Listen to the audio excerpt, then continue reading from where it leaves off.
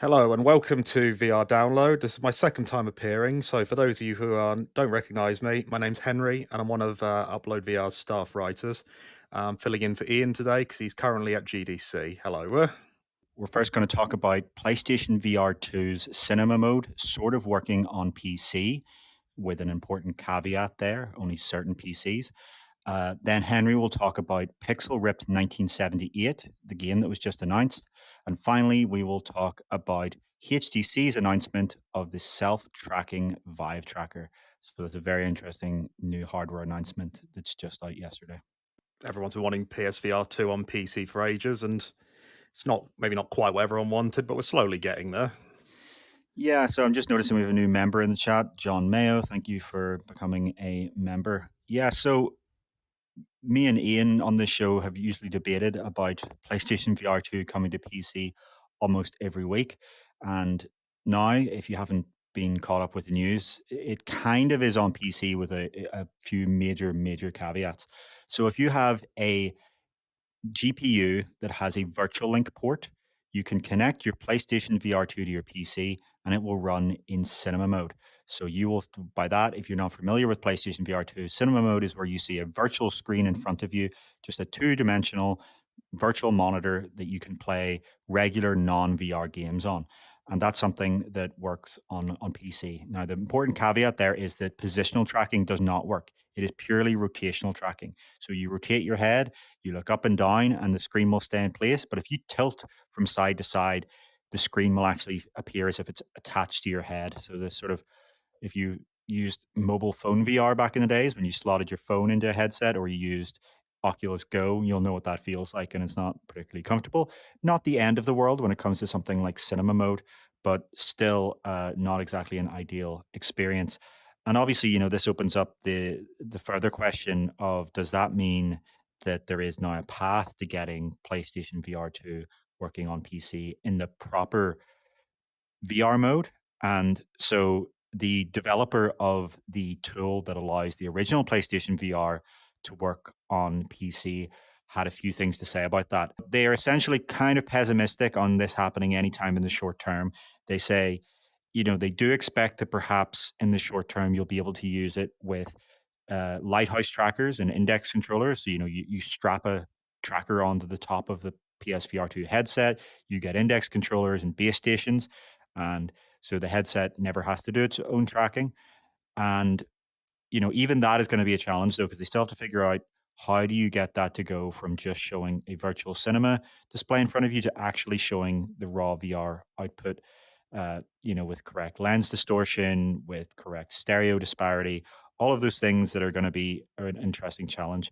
So, you know, it, it really depends on how well they're able to decode the kind of USB signals that PlayStation VR 2 expects when it comes to sending its own camera data to the PC. You, if you want to actually, if your ideal goal is that you'll be able to plug this into a PC and use it with its own inside out tracking, that means that someone will need to either write their own inside out tracking software for both the headset's positional tracking and the controller's infrared LED constellation tracking along that orb on the controller, or they'll need to use one of the existing open source libraries and kind of repurpose it. There are just so many unknowns here that, I just want to be crystal clear that this is not going to happen anytime soon. And the most I would hope for in any sort of term that is anything more than years is just getting the headset working with lighthouse trackers. So, am I right in thinking as well that it took roughly, I want to say, 2 years for the original PSVR to get supported on PC? Have I got that right, sir?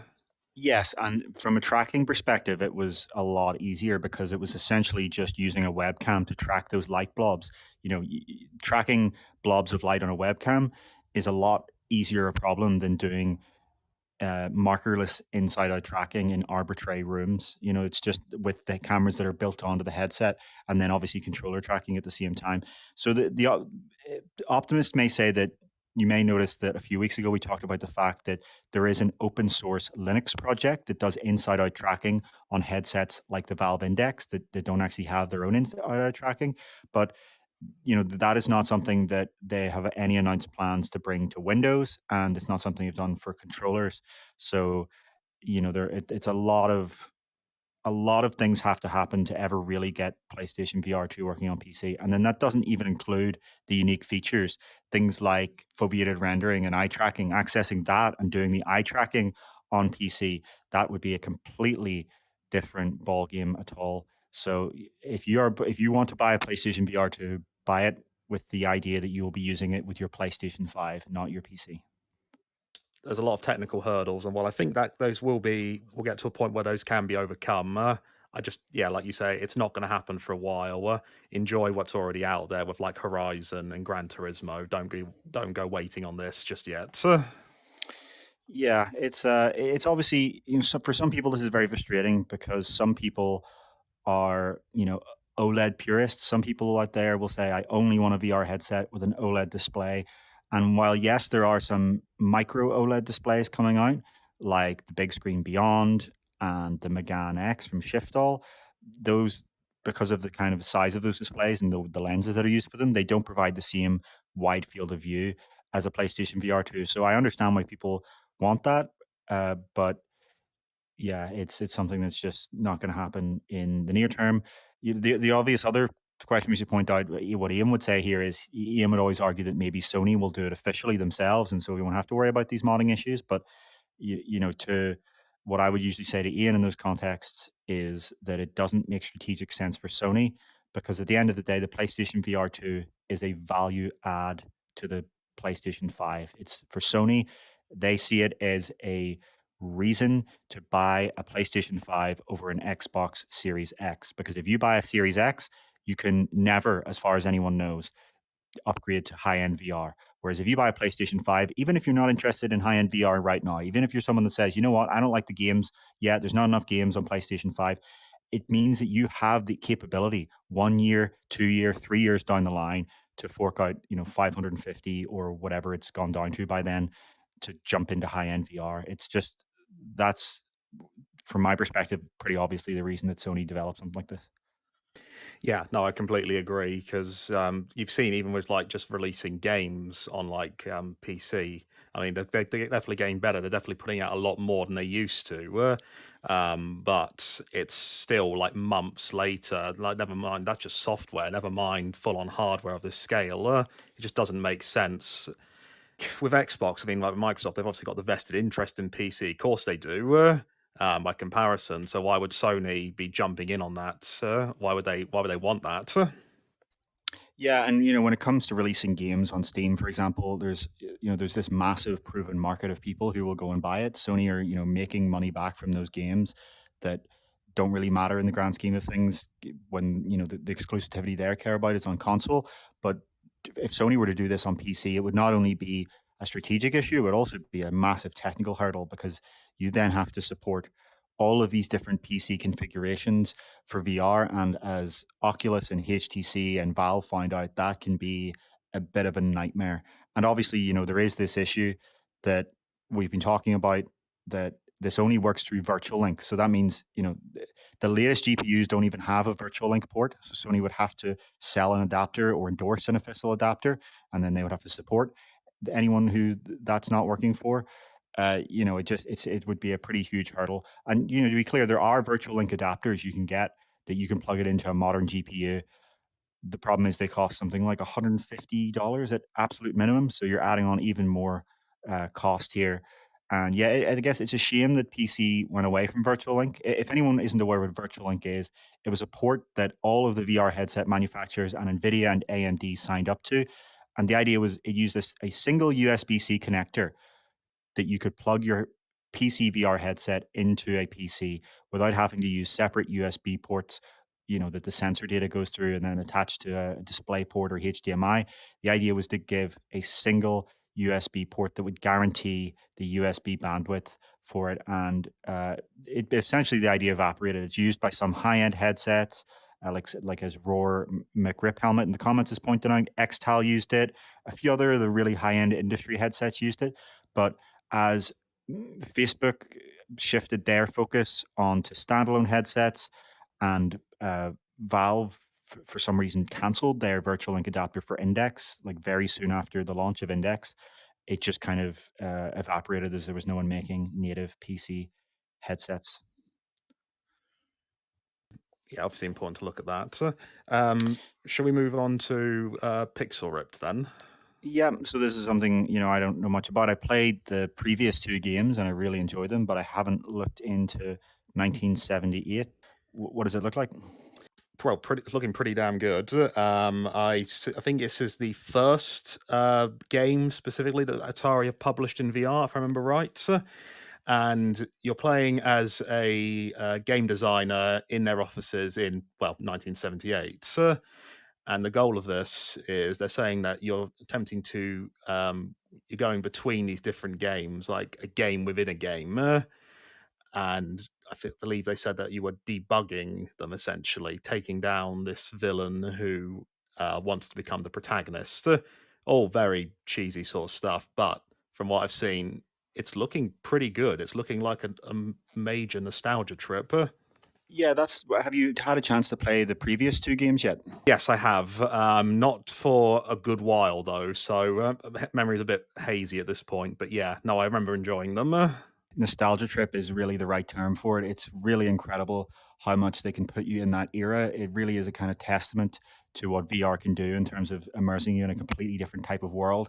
I think in general, playing emulated games as if you're actually sitting in front of the old time hardware is something that VR has one of VR's real strengths. Some of the VR chat worlds that allow you to sit in kind of an old style arcade are just incredible. Even Gear VR back in the day, Samsung Gear VR had this Oculus Arcade that you could play some of the Sega games, and I've always thought that it, I really hope that in the coming years, either Sega or Atari build out an official kind of virtual arcade that you can drop in and play these games in a VR arcade multiplayer with your friends without having to go through obviously slightly janky unlicensed versions in VR chat, or today where there are some apps that let you do this in single player. It does seem like a completely untapped idea, but obviously this is the start of Atari bringing something to VR, and Pixel Rip makes perfect sense. Yeah, absolutely, it does. And I know we've seen similar things like along those sort of lines. Was it MUVR, where you had them creating like they basically made your bedroom in virtual reality. Like you could play like light gun games, pick up a like a Ned Zapper sort of thing, and then play like Duck Hunt. If I remember right, it's like see more stuff like that would be fantastic, especially from official publishers.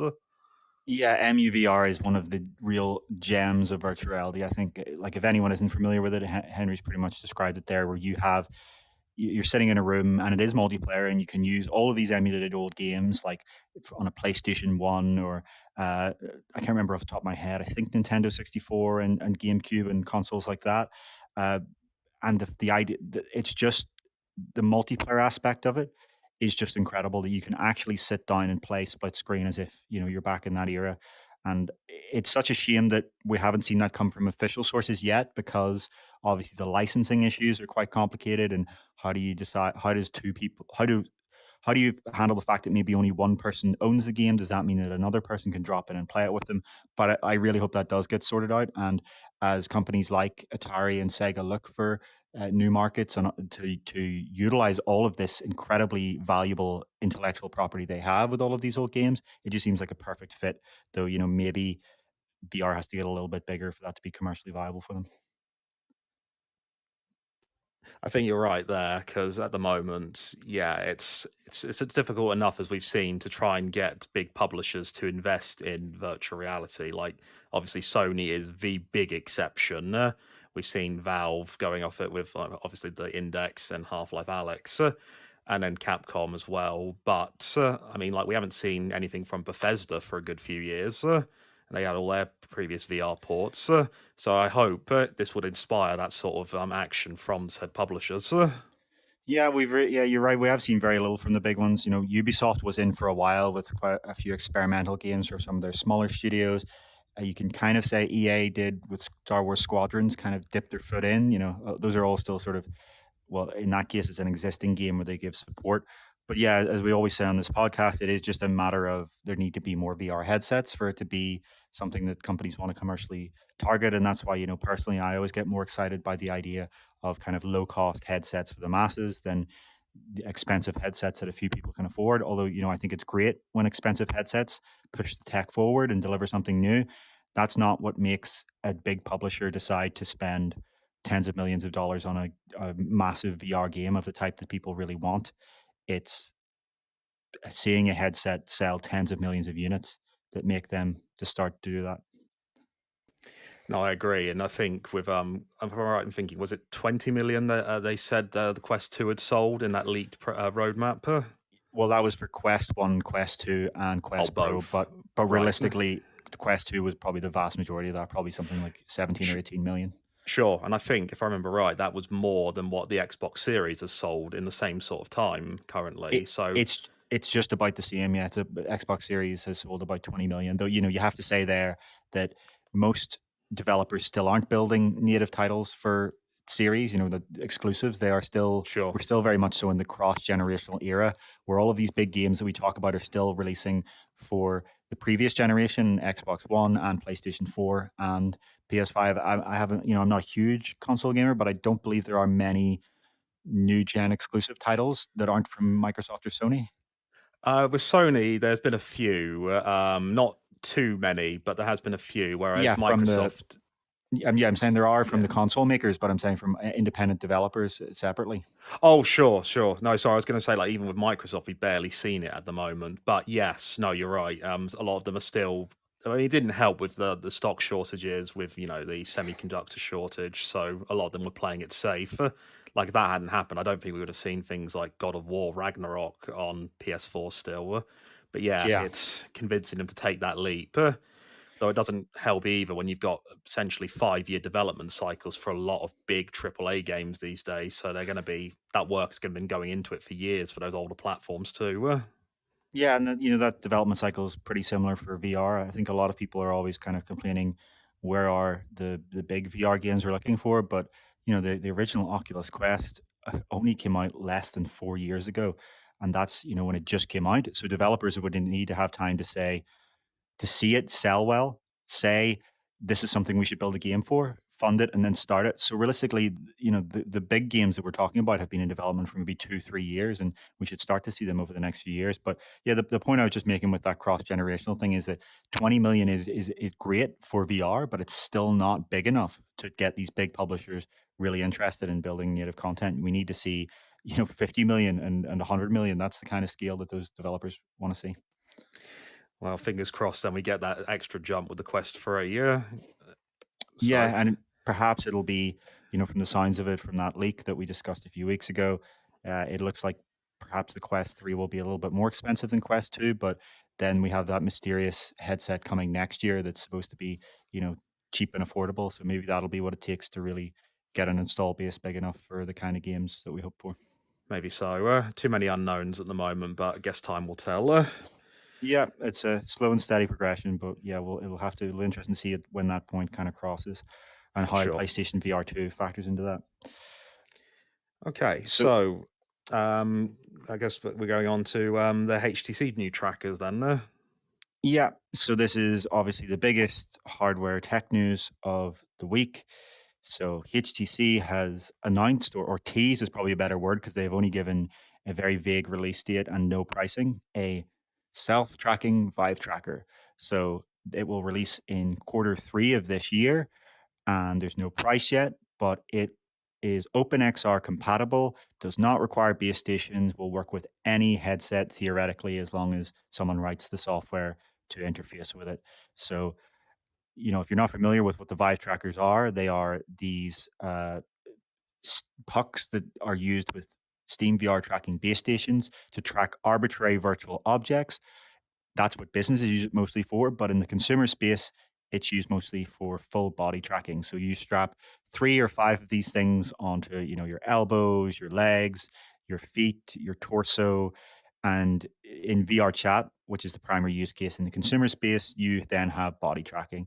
It's not a particularly elegant way to do body tracking because you're charging all of these devices separately and strapping them to yourself. And it's not a particularly cheap or efficient way to do it because base stations cost, well, they start at $135 each, and you'll need either 2 or 4 of them, depending on the kind of fidelity of tracking you're looking for, robustness, I should really say, to occlusion.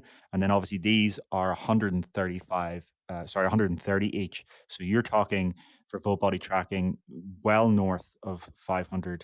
$1,500. You're talking close to $1,000. The interesting potential here with this new tracker is that it doesn't require base stations. It has two high field of view cameras facing outwards on each of those sides and an onboard processor to do the tracking on board. And that may sound familiar to you if you have read or seen anything about Quest Pro, because that's essentially what Quest Pro's controllers do. This is, in a funny way, essentially a Quest Pro controller, but without the buttons, sticks, triggers, and haptics. Just a small little puck that tracks itself. The real big open question for me here that really changes how significant this is. This could be really, really significant, or it could be almost irrelevant, and maybe that's controversial to say, but it's going to be the price. So if it ends up that this thing is a very similar price to the current Vive trackers, then that takes $300 off the price of full body tracking because you no longer need those base stations. If it ends up that this is so much more expensive that when you get 5 of these or 3 of these, it actually eats into the same cost of base stations, it's not really a big game changer. All that it does is kind of, make it more convenient to set up full body tracking. You no longer need to put those base stations up on the corners of your wall and plug them into power sockets individually, but it's still, the same cost, and you're still charging and strapping 5 pucks to your body. So I really, really want to know what the price of this thing is. That's the big question for me. Like, you can have the best technology in the world, but if it's too expensive for even like your more, should we say, dedicated VR users, it's not going to mean anything. It's just Yeah, going to fall to the wayside. yeah, exactly. The people who want to spend, 500 to 1,000 to get full body tracking will already do it with the current trackers and base stations.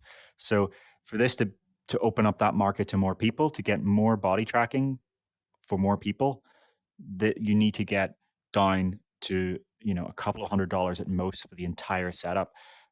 There is one advantage maybe I'm not really talking about here, is that you don't need to have a PC. This could theoretically work standalone. As long as you have the dongle attached directly to the USB port of your, say, Vive Focus Elite headset or Quest, as long as there's some way that the software can interface with that. There are already accessories that interface with Quest over the USB port, or even if there was someone that can make like a dongle to Bluetooth adapter, you would then have these kind of devices fully self-tracked. But again, it's just a massive, massive open question here: is what is the price going to be? I say we don't even have a name for it yet. Have I got that right? Well, they do seem to have called it just self-tracking tracker. So, Okay. the previous one is Vive Tracker 3.0. Although I should note very importantly that this is actually not replacing the Vive Tracker 3.0. This will still be kept around as an option, and then this one will be sold alongside it.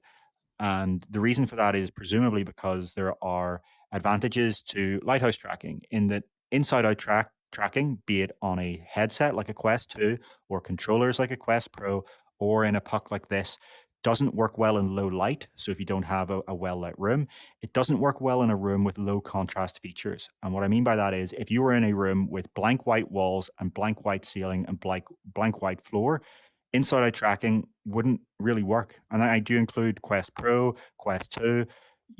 They work by noticing unique high contrast features in your room and then watching how those change as your headset rotates and accelerates, which it knows from the internal accelerometer and gyroscope. That entire process will not work if there are no high contrast features to see. If everything looks the same, it doesn't know where it is relative to anything else. So there are going to be kind of industrial use cases where this needs to be done in the dark or in a plain room, and that's where you want this. There also just be compatibility with PC applications that were written with the SDK for this, and this is obviously using then the OpenXR API. So it makes sense for HTC to continue to sell these two products as they're going to have slight advantages. But I would imagine, over time, if for consumers at least, this as long as there's nothing completely wrong with the product, as long as it does work as advertised, I'd say this is probably going to be the more popular option because obviously, if you look at the size, that's going to be something that's easier to strap to your body. If you no longer have those base stations, then you can move your PC to another room if you need to. You can theoretically use it on Quest 2 standalone. But yeah, it'll be fascinating to see how this really turns out as a product offering. Yeah, completely agreed. I'm looking forward to seeing the practical applications for it because I've only ever tried full body tracking once for like an arcade VR experience. So I'm very curious to see how this progresses from here. And was that using Vive trackers you had to strap on to yourself? Yes, that's right. Yeah, it was some zombie shooting game. I can't remember the name of it. It was a while ago, but yeah. Yes, just looking at the comments here, there's some people are, wagering that they'll be around the same price, 120 or 130. Some people saying 150. We've got the pessimistic guess here from D1360 VR saying 300 each. That would Oof. be quite a shock. And then we have the optimistic guess from, or sorry, optimistic hope from Gareth BC saying they hope $80 per tracker. At $80 per tracker, that would be a complete game changer. I think that would actually, mean that you can get at least 3-point body tracking for around 240, which is something that a lot of people would be kind of interested in. Yeah, I still think, just to put this into larger context, I still don't think this is the kind of body tracking that's going to bring body tracking mainstream to VR. We need to see something that doesn't involve strapping things to yourself for first. That's the the first principle, and something that doesn't require many devices. It needs to be 2 devices at most. I think what we'll probably see deliver high quality body tracking first is something that is essentially 2 base stations that instead of having laser sweeps in them, laser emitters and motors in them, have a simple camera in them. So you have 2 cameras you put in the corner of your room, and they use machine learning, the state of the art computer vision to track your position. And that's something that if you imagine dedicated hardware that's made at scale and uses some sort of uh, optimized low power machine learning chip, maybe that can arrive for something like 150 or $200 for the pair. That's something we haven't seen arrive yet. Obviously, there was Connect, which relied on doing this very much so in hardware, where with depth sensors that would, project a pattern onto your body and have a look at how the actual depth comes back to track your body. But what needs to happen if we want this to be at consumer cost is it needs to be 2D cameras, just the same kind of camera that you would see in a smartphone or on a VR headset, even, and just do everything with machine learning.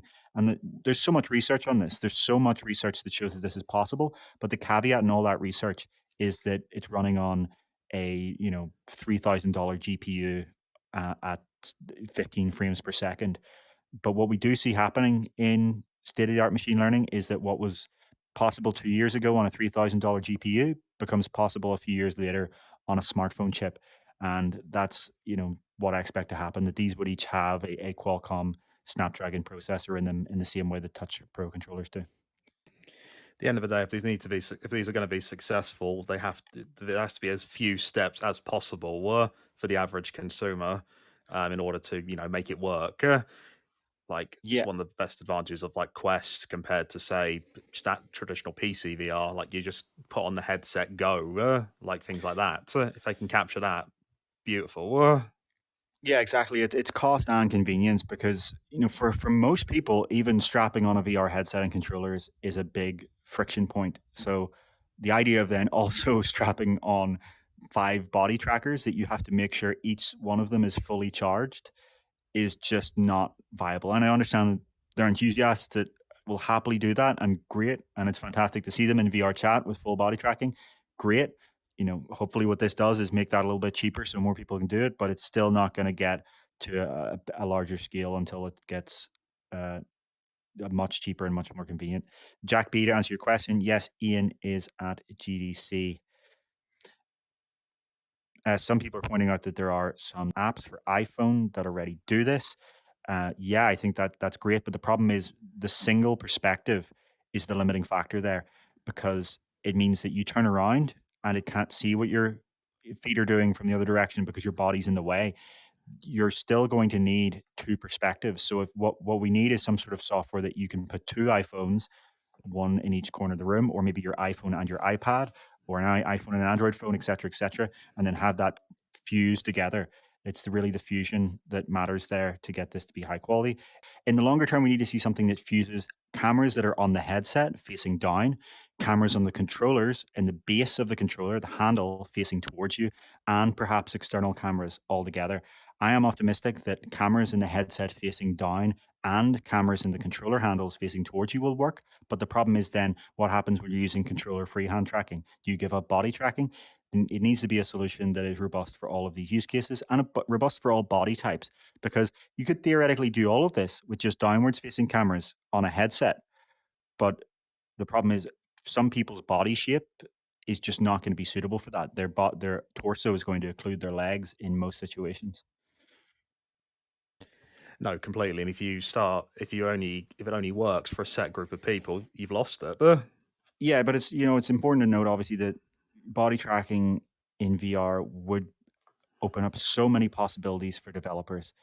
It Hmm. would the things that are done right now in VR are very much so limited by this understanding that everyone has head and hands, but there are the what developers have been able to do with head and hands, I think, is incredible. There are so many ideas that if you had have proposed a VR system with head and hand tracking, people would not have come up with. But there's still so many limits. Some of the most popular sport in the world, for example, some people call football, some people call soccer. You can't do that in any sense. You Sure. can't do much of dancing. Even a lot of the dancing games that are done today are just kind of based around moving your arms without moving your whole body. You obviously, yes, lose that social expression of having full body tracking. There's plenty of workout and fitness ideas that are simply not possible with current tracking. So I I really hope we do get to see a day where systems like Quest and Pico and PlayStation have body tracking built in, but I don't think it's something that we're going to see anytime soon. No, it just doesn't seem like a priority for them, and they're focused more on delivering the lower cost hardware. So something like that, yeah, I can't picture it for a good while. Yeah, hopefully, at least in the meantime, we get arm tracking. As you notice here, we have hand tracking and it kind of guesses where the arms are, as you'll notice in many VR games. But if I'm moving my hands, there are many different positions where my elbows can go. For example, it's much higher than it's showing on camera, whereas obviously the system has no way of knowing that. And yet, if you look at the raw camera feeds from these headsets, they can see your arm. So we need to go body part by body part. And it's a shame that we're still at head and hands.